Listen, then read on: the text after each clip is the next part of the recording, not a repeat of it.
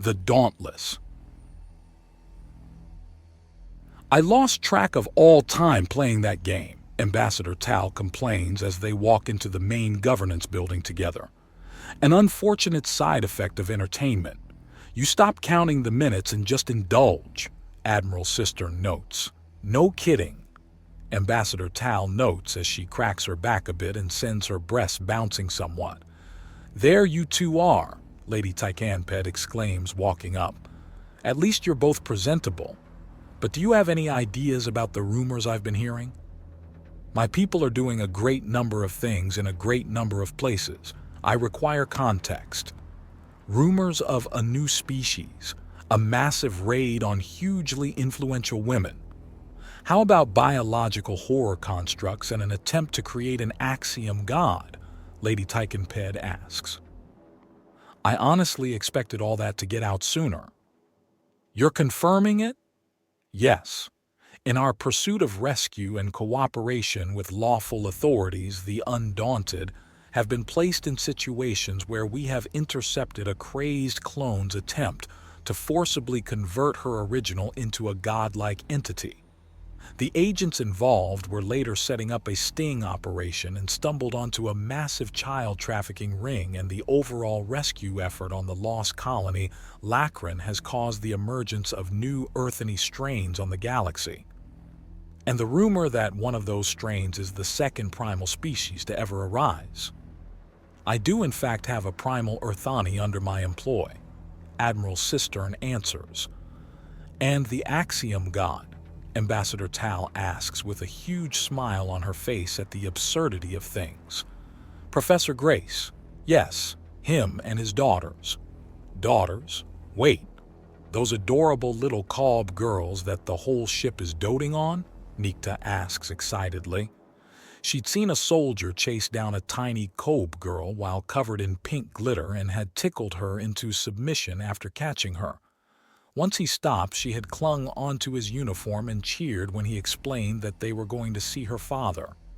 Yes, his clone created 12 more clones, and I'm proud to say the reaction from my men for having a dozen tiny children running everywhere has been more piggyback rides and friendly patience than annoyance. Those little girls are going to be spoiled absolutely rotten at this rate. Of course the supposed Axiom God would be a male. Let me guess, humans too. Partly, he's spliced human traits into himself, so he's considerably taller than the average Cobb.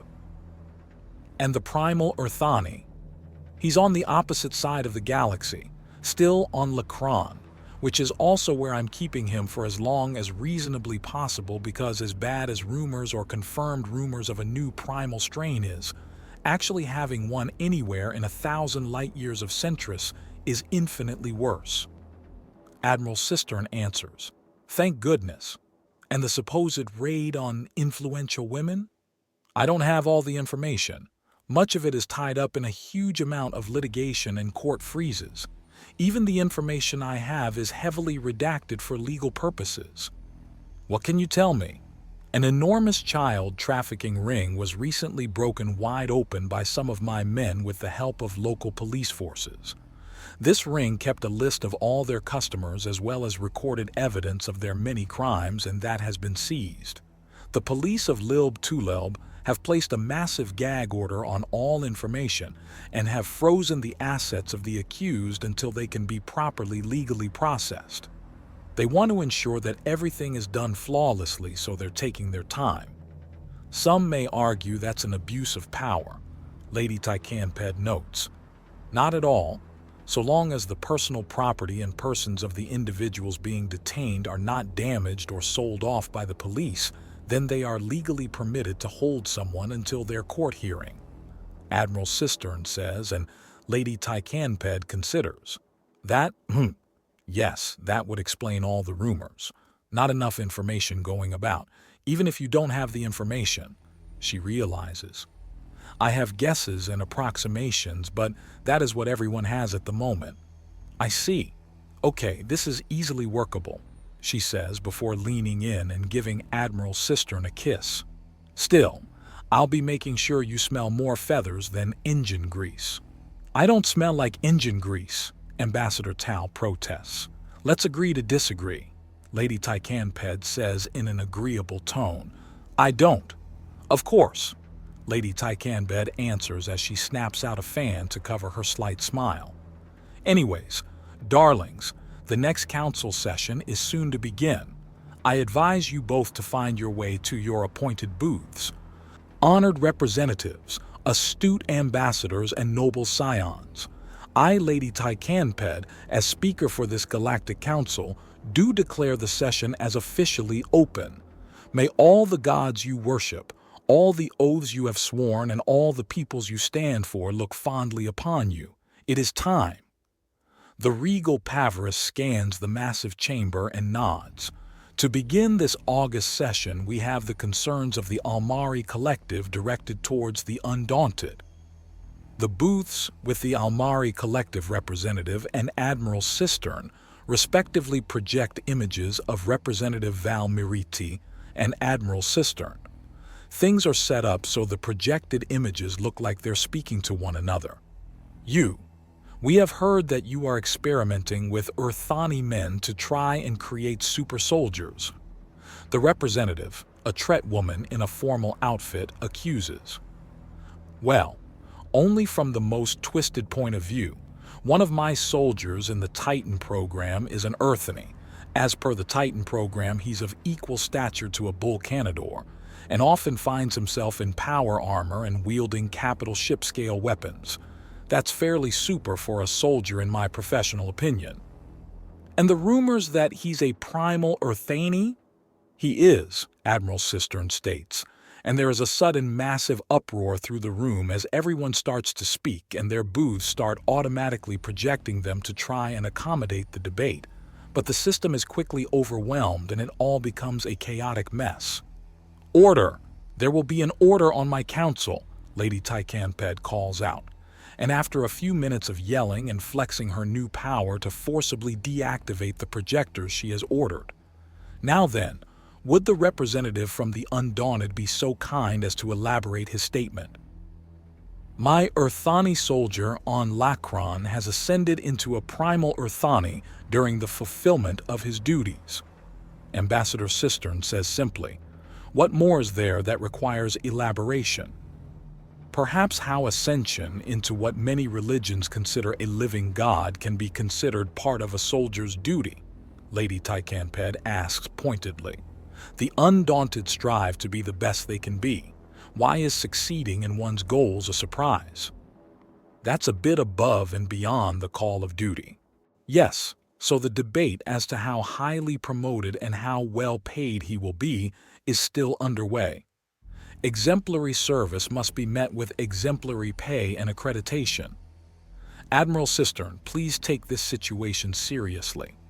I hold no special view of primals excepting what I can learn from them. Otherwise, they are merely more citizens of the galaxy to me. If I have to choose between recruiting a well-trained and responsible Greater Plains Nagasha or a disobedient and untrained primal Nagasha, I will hire the Greater Plains Nagasha. That Sergeant Skitterway ascended into a primal Urthani merely meant to me that his official documentation required updating. It's what he did in the process of ascending that was more valuable to me. Admiral Cistern explains using his fingers to draw the air quotes around ascending. Does it really not matter? It's interesting, especially to my research and development departments, but my primary concerns are funding, logistics, legality, movement, and tactics. Whatever the official name of my soldier species, it matters very little to me, so long as their recruitment is a benefit to the Undaunted and not a hindrance. But you have a primal Urthani in your army, yes or no? Representative Miriti demands. Yes, Admiral Cistern states. Then the Almari Hive Collective demands the release of this specimen to their care. Representative Miriti states, not a bad play. A full fifth of all Urthani in the galaxy live in that area of space. Unfortunately for her, Dr. Skitterway was not a citizen of the collective and neither was Emmanuel. Denied. He is needed at his post. Admiral Cistern's response is swift and unquestioning. His homeland's called to him. He belongs with his people. Sergeant Emmanuel Skitterway is not and has never been a citizen or subject of the Almari Collective. And even if he was, not only would his legally binding oath of service to the Undaunted supersede this, but his death and following resurrection would further annul any legal bindings you have to him. "Did you say death and resurrection?" Lady Tycanped asks. "I did," he replies. "Could you clarify?" she asks. "Is it relevant to the subject at hand?" Admiral Cistern asks. "Is this the same soldier as Sergeant Emmanuel Skitterway?" "Yes," Admiral Cistern says as the entire room explodes again and minutes are spent muting everyone and getting things under control. "Admiral Cistern, we don't appreciate being lied to." "Why would I lie when the truth is both far more absurd and far more entertaining?" Admiral Cistern answers with a grin before accepting a coffee. "Thank you, Private Stream." "Sir, you're welcome, sir." The overeager private replies, and he takes a sip of the steaming drink in front of the entire galaxy. "Admiral Cistern, this body does not appreciate doublespeak or silly games. You will explain yourself." Lady Tycanped threatens. "Very well, milady. Roughly 300 years ago, a young eartheny man by the name of Emmanuel Skitterway was killed in a power core containment failure. He was survived only by a medical clone that was intended to be used to replace lost limbs or organs and a grieving mother. This mother held on to the unawakened clone for centuries until she got her hands on a mental engram of an undaunted soldier who had volunteered for a restorative coma. For reasons I have yet to have explained to me, she placed these memories into the clone of her son and jettisoned the pod at a failed colony world named Lacrin." He takes a sip of his coffee. "In summation, shenanigans ensued. He established contact with the Undaunted and temporarily took the name Jasper Blue as both an identifier distinct from the soldier whose memories he had and as a bit of a joke. Further nonsense followed on that world, and he somehow retrieved all the memories and emotional experiences of Emmanuel Skitterway in full, essentially becoming his own reincarnation. But as he identifies himself as Emmanuel, we've referred to it as a resurrection. Further nonsense happened as our rescue and relief force was on the way, and by the time we arrived, the man had grown to have the stature of a Canador, had alloyed his fur, claws, and bones with a metal that makes most starship hulls seem fragile, reinforced his claws, grew extra antenna, adjusted and expanded his proboscis. His wings are now segmented and twice their former size, and his digestive tract and internal redundancies are robust to the point that he could potentially survive in cruel space. And that makes him a primal? He describes in his reports a spiritual experience and claims to have not only seen a woman become a primal Nagasha, but claims to have seen other races ascend as well. He claims the next race to achieve primal status will be a Wimparas. Admiral Cistern explains. He describes the process as entering a realm beyond time. Then you must define yourself, reject yourself, define yourself again, and reject yourself again until you reach a point of critical mass and become all of yourselves simultaneously. This creates the primal. Admiral Cistern, Representative Mirity, states after a bit. She looks supremely unimpressed. If rumors are inaccurate, you are permitted to say as such. Don't make up absurd stories to feed into them. It's unbecoming. I will keep that in mind. Though please remember that denying a rumor often has people assume that as proof of its accuracy, or that someone must be hiding something or something else of the sort. If that is all, Lady Tycanped asks testily. Until I am questioned again, milady. Admiral Cistern says, raising his mug in a toast, and then his projector deactivates. Why lie when the truth itself is more than enough?